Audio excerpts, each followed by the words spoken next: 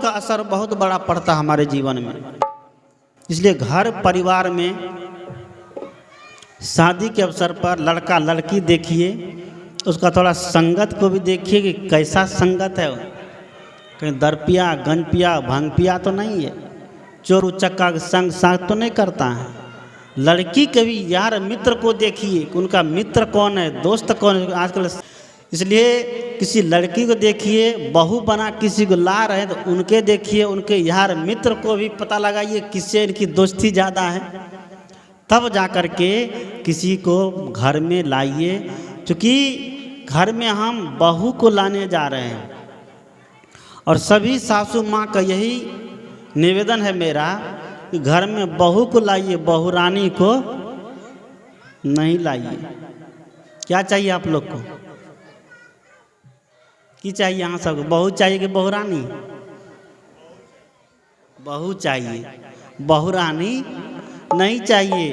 अगर बहू रानी लाएंगे तो नौकरानी खुद बनने के लिए तैयार रहिए। सही बात है ना? बहू रानी आएगी तो उधर से सब कुछ लेकर आएगी। आजकल सब अपने अपने बाप की परी है ना? तो उधर से आएगी तो सब कुछ लेकर आएगी, सोफा अलना गोदरेज पलंग कुर्सी टीवी फ्रिज वॉशिंग मशीन। तो रानियों के पास नहीं सब सुविधा होती है, उस सब कुछ कर लेकर आएगी तो आपको नौकरानी बनना ही पड़ेगा। तो आजकल तो उससे भी दुनिया आगे चल गई है, डिजिटल दुनिया में डिजिटल बहू सब आने लगी हैं। ये 4G 5 जमाना में 4G 5G बहू सब भी आने लग गई है, दुनिया सब भी 4G 5G हो गई है। झट से टावर पकड़ लेती है, पकड़ती है ना। एक घर में ऐसे ही बहू आई, ये 4G वाली इंटरनेट चलाने वाली, mobile Twitter Facebook hike Instagram सब कुछ चलाने वाली बहू आई।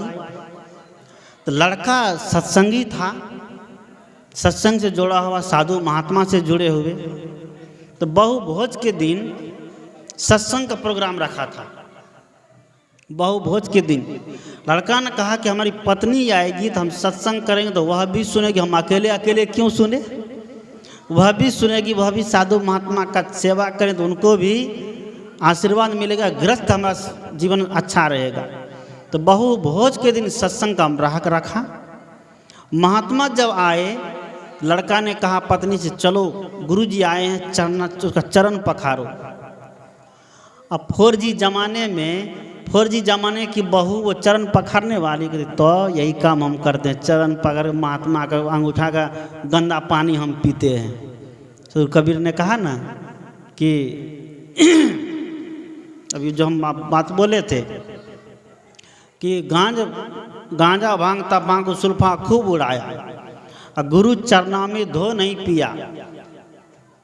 गांजा भांग दारू पी सकता है, दारू पीता है ना, दारू पीता है, मांस मछली खाता है, वह गंदा नहीं लगता है, लगता है। दारू पिएगा 7-7 दिन का, महीना दिन का, 15 दिन का कचरा सड़ता है, उसमें पिल्लू हो जाता है, उसको पेड़ करके मोह करके महुआ तैयार करता है, उसको जब पीता है तो बड़ा स्वाद लेके पीता है।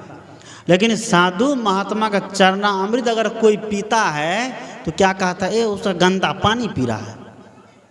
कबीर साहब ने कहा कैसा गजब जमाना आ गया है, जमाना इतना बदल गया है, इतना बदल गया है। पहले के जमाना के देखिए, नाचने के लिए बाहर से लाते थे और खाना बनाने के लिए घर के सभी सदस्य खाना बनाते थे कि नेताजी, सही बात है ना। नाचने वाली बाहर से, पहले नाचने वाली को घटिया माने जाते थे, अब खाना बनाने वाला बाहर से आता है, घर के सब मिल करके, जमाना बदल गया है, घर के सब मिल करके नाचते हैं। अभी एक वीडियो वायरल हुआ फेसबुक पर, एक शिक्षिका है खुशबू कुमारी नाम की, फेसबुक पर वायरल हुआ है। वो विद्यालय में बच्चे को डांस सिखा के पढ़ा रही है और उनका खूब पीठ थपथपाया जा रहा है। बच्चे को खुशबू कुमारी विद्यालय में डांस सिखा के नाच करके पढ़ा रही है और उनको खूब पीठ थपथपाया जा रहा है। उस बच्चे को ट्रेनिंग दे रही है, कहाँ, ऑर्केस्ट्रा में जाने के लिए, पढ़ाई नहीं करवा रही है। अगर उस खुशबू कुमारी को इतना अकल होता तो उसी बच्चे को उसी में भाला चलाने के लिए सिखा सकती थी, बर्छी चलाने के लिए सिखा सकती थी, कराटे चलाने के लिए सिखा सकती थी, फाइटिंग चलाने के लिए सिखा सकती थी, ताकि आगे उस बेटी को अगर कोई गलत निगाह से देखे तो अपने फाइटिंग भाला बर्छी का प्रयोग करके अपनी रक्षा कर सकती थी। लेकिन वहाँ क्या कमर लचकाने के लिए सिखाया जा रहा है, वो बहुत बड़ी संस्कृति बन गई यार। और कोई कमर लचकाने के लिए जान गए हमारी बहू बेटी तो हम लोग कहते वाह कितना सुंदर डांस करती है, क्या करेंगी डांस करके? कमर लचकाने से क्या जीवन गुजर हो जाएगा? नहीं हो सकता है। आज इसका प्रशिक्षण दिया जाता है जगह जगह, घर घर में मोबाइल चला के बच्चे को दे देता, कहता ऐसे डांस करो।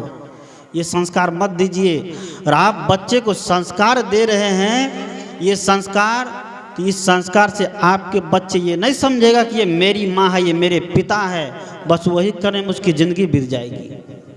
मैंने कहा कि 4G ज़माने में जो स्क्रीन टच वाली बहू आई तो लड़का ने कहा कि चलो गुरुजी का चरणामृत लो, लड़की कहती बहुरिया बहुरिया कहती वो यहाँ काम हम करते हैं, हम पढ़े लिखे हैं, BPSC की तैयारी कर रहे हैं, वह महात्मा का चरण धो के लेंगे, उसका चरणामृत पिएंगे।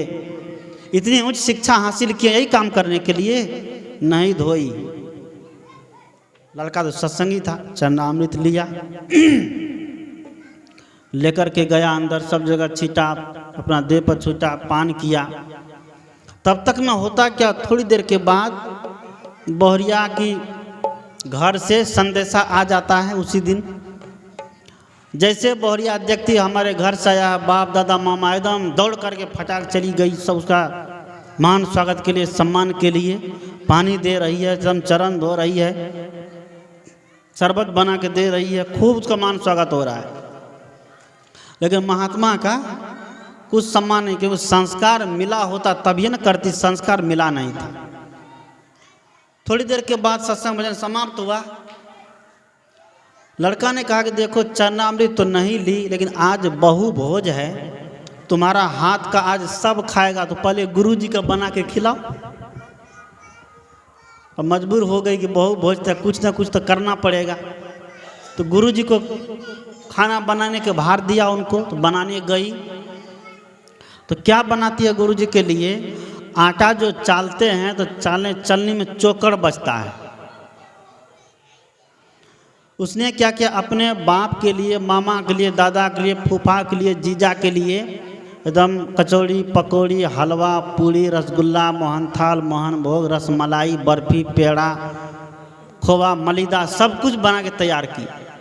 और महात्मा के लिए वही चोकर की रोटी और लहसुन प्याज की चटनी, जो खाने वाले नहीं। कौन चीज़? चोकर की रोटी और लहसुन प्याज की चटनी महात्मा के लिए तैयार की। अपने पति से कह दिया कि देखो हमारे बाप लोग को यहाँ बैठाना, बरामदा पर महात्मा को बैठा देना, वहाँ आंगना में पीढ़िया दे देना, वहीं पर महात्मा को बैठा देना। उसका पति ने काम उल्टा कर दिया। ये तो अपना रसोई में बना रही है एकदम खूब कि हमारा बाप खाएगा एकदम 56 प्रकार का भोग, और महात्मा को तो यही चोकरे की रोटी लिखा है। आज तुम सुनाओ ना, कितना सत्संग सुनाओगे, अंतिम में चोकरे की रोटी मिलेगी। वो बहुरानी अंदर में खाना बना रही है। लड़का ने क्या क्या समझदार था, सोचा कि हमारा साला ये जीजा ये तो बादों में आ जाएगा, इसको खिला देंगे, इसको आज चोकरे की रोटी खिला के भेज दें, रुको तरीका बताते हैं। लड़का ने क्या किया, अपने ससुराल वाले को ला करके आंगना में बैठा दिया, पीढ़िया दे करके। सब मन में सोचता है, लगता है कि कोनो पहली बार आए हैं इस गांव का, लगता है कोई ईद बीद है कि पहली बार जो मेहमान आता है तो उसको ऐसे आंगना में बैठाया जाता है। तो कुछ नहीं बोला, चुपचाप बैठ गया सब आंगना में। और धूप निकली है, बेचारा जेठ महीना का समय, पसीना से तरबतर हो गया, आंगना में बैठे बैठे पीढ़िया पर, कब तक बैठेगा। और महात्मा को लाके बैठा दिया बरामदा पर। अंदर से बहुरानी, 4G जमाने की बहुरानी पारस करके देती है, कहती लीजिए ये थाली में जो 56 प्रकार का भोग है ये मेरे बाप दादा को दे देना, इस चोकर का रोटी और लहसुन प्याज की चटनी जो ये महात्मा के आगे में दे देना। लड़का उल्टा कर दिया, चोकर की रोटी ला जाकर दे दिया अपने साला को, जी ससुर को, और 56 प्रकार का पकवान किसको दे दिया? महात्मा को। महात्मा जी एकदम भीतर भीतर दबा रहे हैं और बहू रानी को मनोमन आशीर्वादों दे रहे हैं, चलो पैर नहीं धो, खाना तो बढ़िया बनाया ना। महात्मा जी दाब रहे हैं और बहू को मने मन आशीर्वाद दे रहे हैं, बोल कुछ नहीं रहे, क्योंकि बोल देंगे तो काम गड़बड़ हो जाएगा। खाना शुरू हो गया और उनके बाप दादा अंगना में बैठ के एकदम चिलचिलाती धूप में पसीना चुबा रहा है। वो सोच रहा है कि क्या कारण है, जब घर देखिया देखने के लाए तो इतना प्रकार का व्यंजन खिलाया था और आज आज संदेशा लेकर के चोकर रोटी लहसुन प्याज की चटनी। और फिर सोचता है कि चलो विध होगा, पहली बार खा लो। अरे बेटी का घर है, बेटी के घर का उल्लंघन नहीं करना चाहिए, जैसा मिले खा लो। बस खा लिया।